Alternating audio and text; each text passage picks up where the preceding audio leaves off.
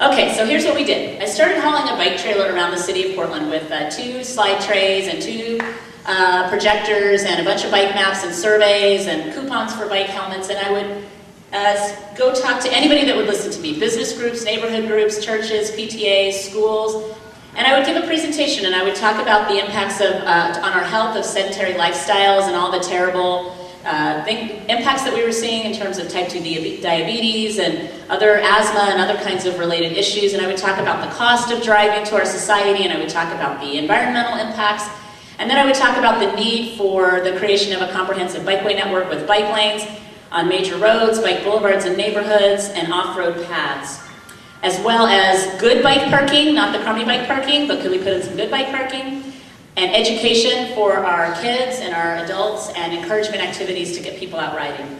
Now, most people thought I was an alien from outer space, landed on their planet speaking a completely different language, like Martian. And maybe it's because I made it worse by showing slides like this, where I would say, our first reconnaissance, this is the alien, our first reconnaissance mission to the blue planet indicates that the creatures in photo 1, the cars, are the dominant life forms and feed primarily on the creatures in photo 2. So I would show this slide of these groups, and there would often be a dramatic pause in the room while people went, she's trying to steal our cars, we better go run out to the parking lot, make sure the cars are still there. But at every meeting I would have, at least, I'd have a meeting of 20 or 30 people, and I'd be out at a Denny's restaurant way out in outer East Portland, which is a relatively low-income neighborhood and working class, and every meeting I'd have 2 or 3 people that would come up to me afterwards, okay? Most people would be very nervous and go check on, make sure their cars were okay. And the rest would come up to me and say, my doctor said I needed to get more exercise, so I've got a bike in the garage, could you tell me where to get it tuned up? And somebody would say, I want a bike with my kids, but I am afraid. It's really scary out there and I don't know where to ride.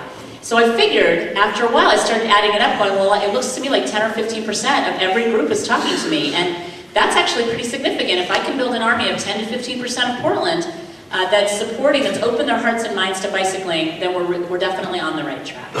And in 1996, we adopted a bicycle master plan for the city of Portland that had a vision of 630 miles of bikeways. This is what it would look like if we built it all out, which we haven't.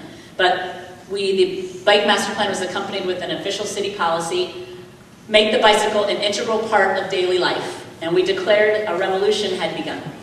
We pulled together an excellent team of traffic engineers and planners and outreach people, and we set about adding in hundreds of miles of bikeways. Now, for a lot of these projects, we were able to skinny up the travel lanes, shave a few feet off of each, and squeeze in bike lanes, such as this one. These were relatively easy. But we ran out of these pretty quickly, so then we moved on to what we call the road diet. Now, the road diet is kind of like Weight Watchers, whereby you focus your eating on small but healthy portions of food. And in street lingo, this means you trim the excess capacity from the road, and you tighten your belts, and you trade off a travel or parking lane for bike lanes or sidewalks or other kinds of infrastructure that allows you to create a complete street where it works for all modes. So this is one example where we take a 4-lane road and we turn it into a 2-lane road with 1 lane in each direction, center turn lane, and bike lanes retaining parking on both sides.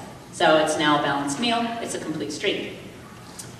So let me tell you a little bit about another street that we were working on, Southeast 7th. So one of our first streets is Southeast 7th, and it looks kind of like this, but it's in a business district.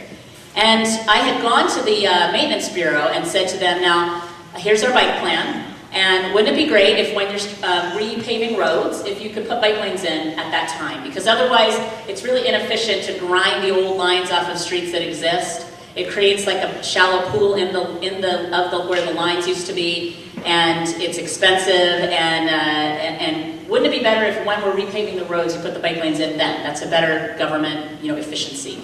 And so one Saturday morning, okay, well the reaction the maintenance bureau had was, yeah, right, that's a good idea, thanks for coming by, go away. Typical reaction at the time, this is such a new idea, and I kept pestering them. But one Saturday morning, the head of the striping crew calls me, and he says, okay, so Mia, I'm standing out here on Southeast 7th, and I have your bike plan. And I read it like you told me to, and I'm ready to stripe the bike lanes. Where's the striping plan? And so my first reaction was I was dancing around the room a little bit, like, wow, somebody listened to me, woo, progress. And then my second reaction was, ooh, striping plan, what is that? I don't have one of those, I think, because I don't really even know what it is. So I call a traffic engineer, Doug McCollum, who's a traffic engineer who rides bikes, and he's a really good guy, and I say, I need a striping plan for Southeast 7th, will you meet me out there? And he says, I will. And in part because this street had a lot of history, like many streets do that have this configuration, of a lot of crashes, because people tend to wait in the 2 lanes in the middle to turn left, and that creates a lot of side-swipe crashes. So this configuration is not terribly safe. So he said, yes, I'd be willing to do this. And so over the weekend, we changed the street into this street. So it went from a 4-lane road to 3 lanes in a business district. Now, so that's what we did over the weekend. And then as you can imagine, when Monday morning came and the businesses came to work, they were a little surprised. Because it was kind of different than it was on Friday when they left. And they were not actually technically warned in advance, although we had our bike plan process and it was included as part of a number of plans. But as you all know, planning and writing a document is one thing, but actually restriping the road over a weekend is quite another. And so the businesses came Monday morning and they went into shock. Earl Blumenauer calls me and says, what the heck is going on? I've had 7 phone calls so far this morning. You made a bunch of changes on Southeast 7 and didn't notify anybody? And I'm like, I did, Earl, but don't worry about it. We've got it under control. It's good. It's all fine, really. I promise. Got this one. And I apologized to all of my bosses and everybody in the city, and I went up and down the street with a nice note apologizing, saying this was part of an adopted plan. We're sorry that we didn't notify you precisely this weekend, but please call us if you have any questions. And we had a number of phone calls, and they were mostly complaining about things unrelated to the bike lanes. A truck parked in a zone that bothered this one business, and a signal timing issue. And so what happened was life went on. There was a bit of a fervor and complaints. This always happens when things change. And then a month later, that kind of died down, and the sky did not fall, and lots of cyclists started using it, and business people didn't go out of business. And we all calmed down, everything went on. And that really taught us that sometimes asking for forgiveness is better than asking for permission.